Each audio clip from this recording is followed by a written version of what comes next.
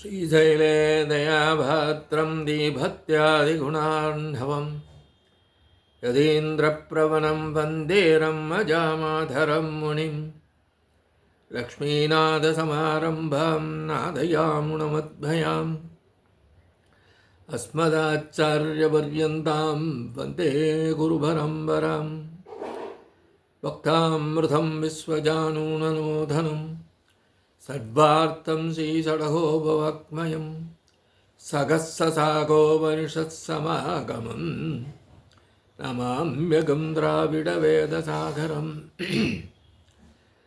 திருவழுதினாடென்றும் தென்குருகூரென்றும் மறுவினியவன் பொருணல் என்றும் அருமறைகள் அந்தாதி செய்தான் அடியினையே எப்பொழுதும் சிந்தியாய் நெஞ்சே தெளிந்து ஏய்த்த பெருங்கீர்த்திராமானுஜ முனிதன் வாய்த்த மலர்பாதம் வணங்குகின்றேன்.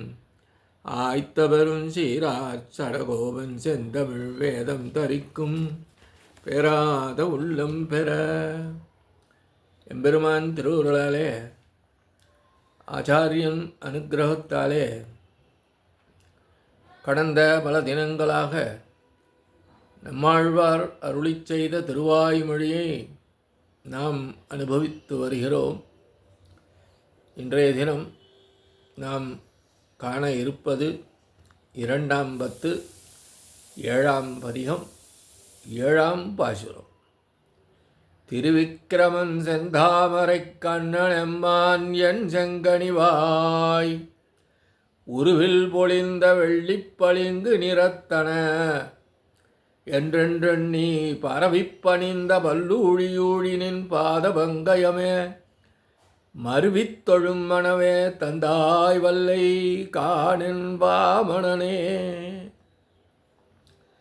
திருவிக்கிரமன் செந்தாமரை கண் எம்மான் என் செங்கனிவாய் உருவில் பொழிந்த வெள்ளை பளிங்கு நிறத்தனன் என்றென்று உள்ளி பரவிப்பணிந்து பல்லூழி ஊழினின் பாதவங்கயமே மருவித்தொழும் மனமே தந்தாய் வல்லை கான் என் வாமணனே. இங்கே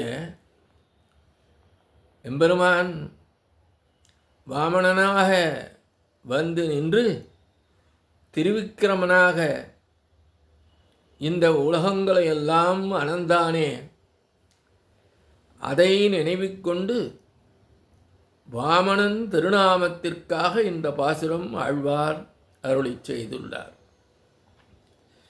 3 அடிகள் கொண்டு உலகங்கள் அனைத்தும் மற்ற எவருக்கும் வசப்படாதபடி தனக்கே ஆக்கிக் கொண்டவன், சிவந்த தாமரை போன்ற திருக்கண்கள் கொண்டு என்னை அடிமையாக்கிக் கொண்டவன், சிவந்த கனி போன்ற திருவாயில் அழகான பளிங்கு போன்ற வெண்மையான முத்து போன்ற பற்களை நான் அனுபவிக்கும்படி செய்தவன்.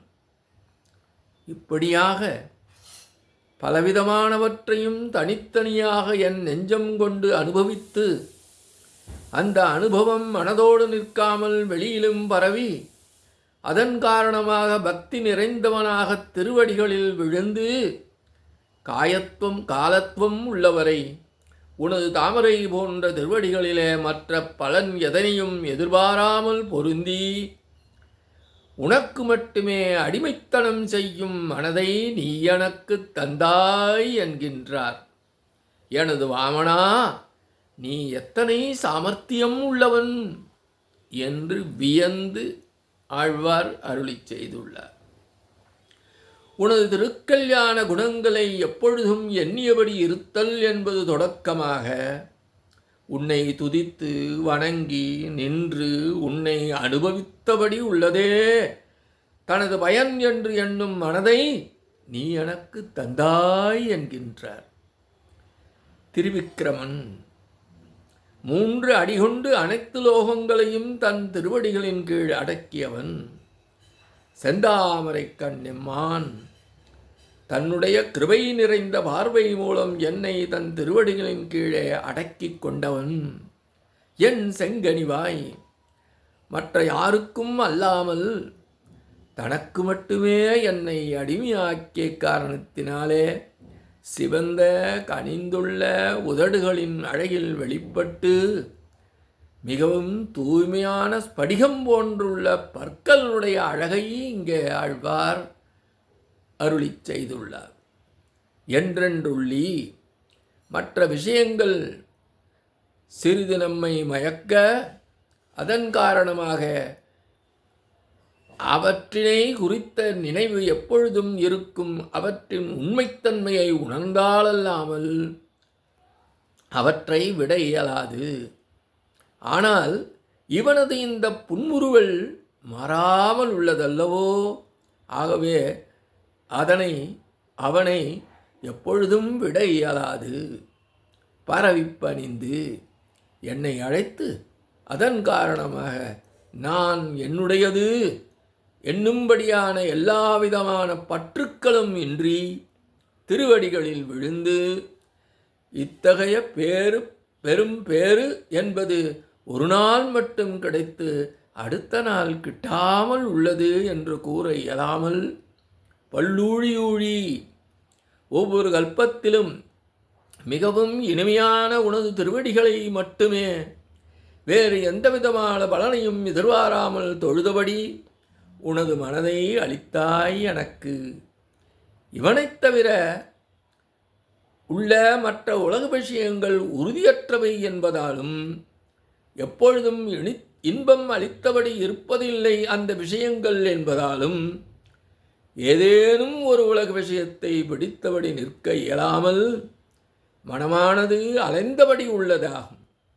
மற்ற விஷயங்களில் அலைந்த மனதை திருத்த நித்தியமாகவும் எல்லையற்ற இன்பமாகவும் உன் திருவடிகள் என்பதால் அதனையே எப்பொழுதும் உறுதியாகத் தொழும்படி உள்ள மனதை எனக்கு நீ அளித்தாயே. என் வாமனனே எல்லைகான், கொள்வது கொடுப்பது போன்ற செயல்களில் ஒன்றை மட்டும் நீ செய்தாய் அல்லவே. வாமனனாக நின்று எனது நெஞ்சத்தை திருத்திக் கொடுத்தாய். அந்த அழகு மூலம் மகாபலி என்னுடையது என்று ஆக்கிரமித்து வைத்திருந்த பூமியை எடுத்துக்கொண்டாய். ஆக எத்தனை சாமர்த்தியமானாலும் நீ நிகழ்கின்றாய் என்று ஆழ்வார் கூறுவதாக இப்பாசுர விளக்கம் அமைகின்றது. இத்தோடு இன்று காண செய்கின்றோம். எம்பெருமான் திருவடிகளே சரணம். நம்மாழ்வார் திருவடிகளே சரணம். எம்பார் திருவடிகளே சரணம்.